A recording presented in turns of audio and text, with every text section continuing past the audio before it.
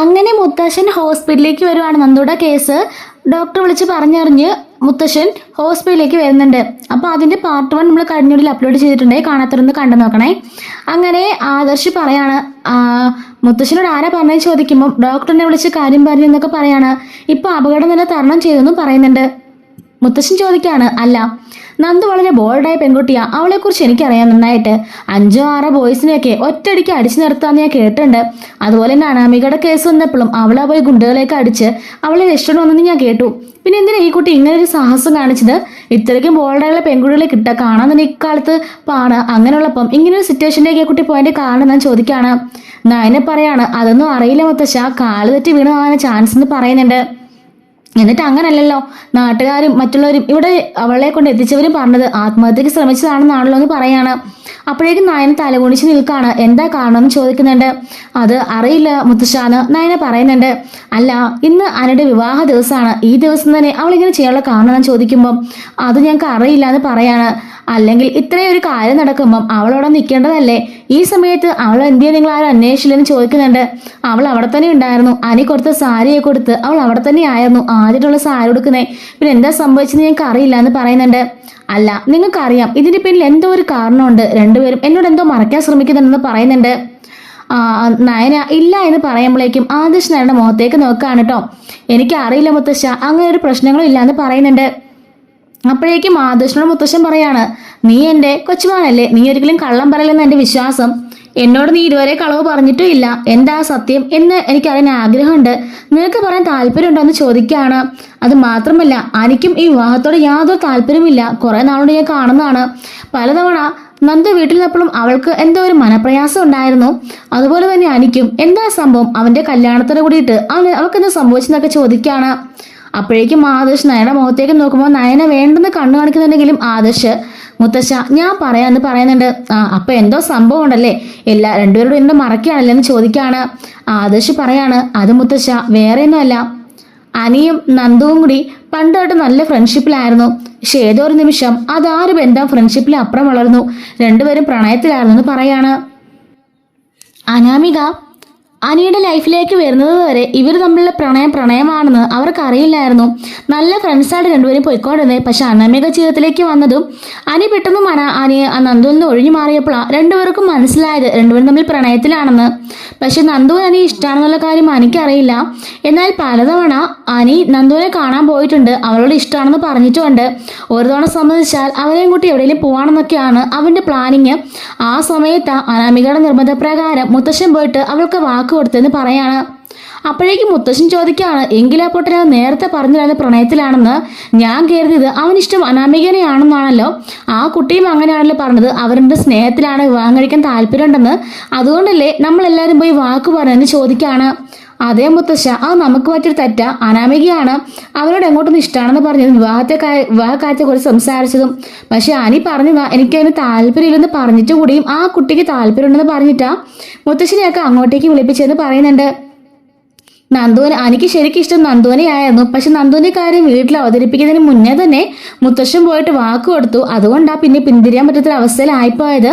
അത് മാത്രമല്ല, വീട്ടിലറിഞ്ഞുള്ള ഭൂകമ്പം അറിയാമല്ലോ മുത്തശ്ശ. നയനേനെയും നവ്യനെ അങ്ങോട്ടേക്ക് കൊണ്ടുവന്നവര് തന്നെ അവിടെ ഭയങ്കര ബഹളം നടന്നുകൊണ്ടിരിക്കുകയാണ്. എൻ്റെ അമ്മയും അപ്പച്ചിയും ചെറിയമ്മയും എല്ലാവരും ബഹളത്തിലല്ലേ. അതുകൊണ്ട് തന്നെ ഇനിയും ഒരാളെ കൂടെ കൊണ്ടുവന്നിട്ട് അവളെയും കൂടെ ബുദ്ധിമുട്ടിക്കണ്ടെന്ന് കരുതിയിട്ടാ ഇവളും ആരോടും ഒന്നും പറയാതിരുന്നത്. എന്നെ പോലും ഇവിടെ അറിയിച്ചില്ല. എങ്ങനെയെങ്കിലും നൈസായിട്ട് ഈ പ്രശ്നം ഒഴിവാക്കി അനിയെ പറഞ്ഞ് ഇവള് മനസ്സിലാക്കുകയായിരുന്നു. നന്ദുവിന് ഇഷ്ടമില്ല എന്നും നന്ദുവിന് അങ്ങനെ അവനോട് പ്രണയമില്ല, ഫ്രണ്ട്ഷിപ്പ് ആണെന്നും പറഞ്ഞ് അനിയെ പറഞ്ഞ് മനസ്സിലാക്കുകയും നന്ദുവിനോട് ഈ വീട്ടിലെ ഇവരുടെ അവസ്ഥയൊക്കെ പറഞ്ഞ് മനസ്സിലാക്കുകയും ചെയ്യുകയായിരുന്നു ഇവള് ചെയ്തത്. അതുകൊണ്ടാ ഞാൻ പോലും അറിയാതിരുന്നത്. പക്ഷേ വിവാഹത്തിന് തലേ ദിവസം ഒരു സംഭവം ഉണ്ടായെന്ന് പറയാണ്.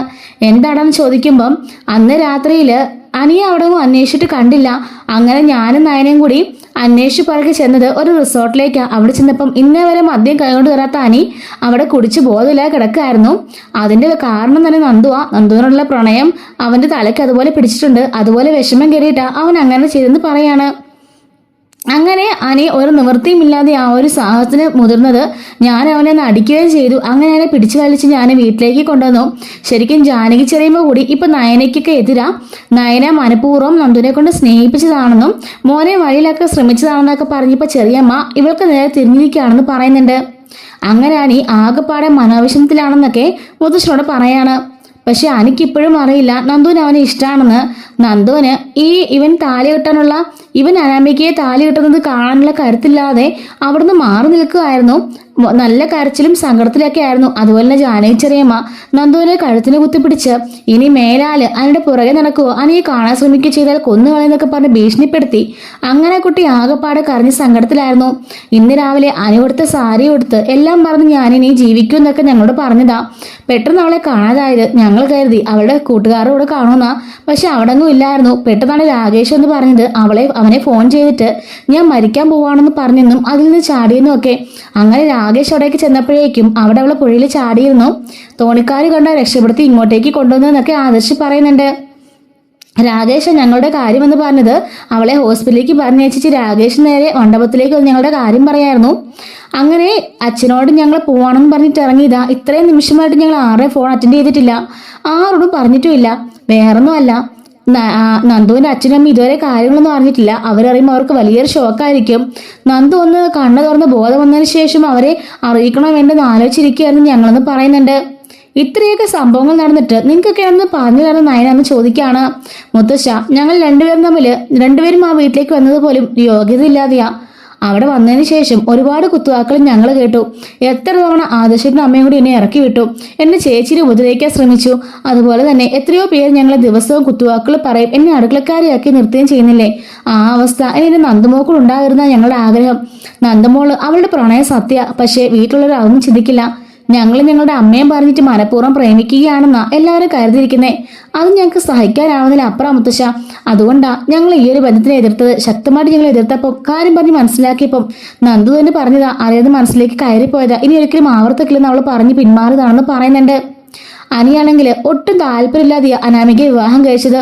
മുത്തശ്ശനോട് പറയണമെന്ന് അവൻ നിർബന്ധം പിടിച്ചതാ. ഞങ്ങൾ കാരണം മുത്തശ്ശനോട് പറയാനേ. അത് മാത്രമല്ല, അന്ന് കല്യാണ തലേ ദിവസം ഞങ്ങൾ ഹോസ്പിറ്റലിലേക്ക് വന്നതാ. ഡോക്ടർ മുത്തശ്ശനെ കാണാൻ സമ്മതിച്ചില്ല. കണ്ടു കഴിഞ്ഞാല് നമ്മൾ ആ കല്യാണം നടക്കില്ലെന്ന് പറഞ്ഞ കാര്യം പറഞ്ഞാല് മുത്തശ്ശന് എങ്ങനെ റിയാക്ട് ചെയ്ത് പറയാൻ കഴിയില്ല. അദ്ദേഹത്തിന് അസുഖം കൂടുന്നു പറഞ്ഞ് ഡോക്ടർ സമ്മതിച്ചില്ല എന്നൊക്കെ പറയുന്നുണ്ട്.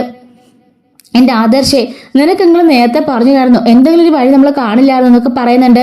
ഇത്രയും സ്നേഹിച്ച് രണ്ടുപേർ തമ്മിൽ പിരിച്ചിട്ട് ഒരാളെ മരണക്കിടക്കയിലും മറ്റൊരാളെ ജീവിതം നശ രീതിയിലും ആയില്ലേ.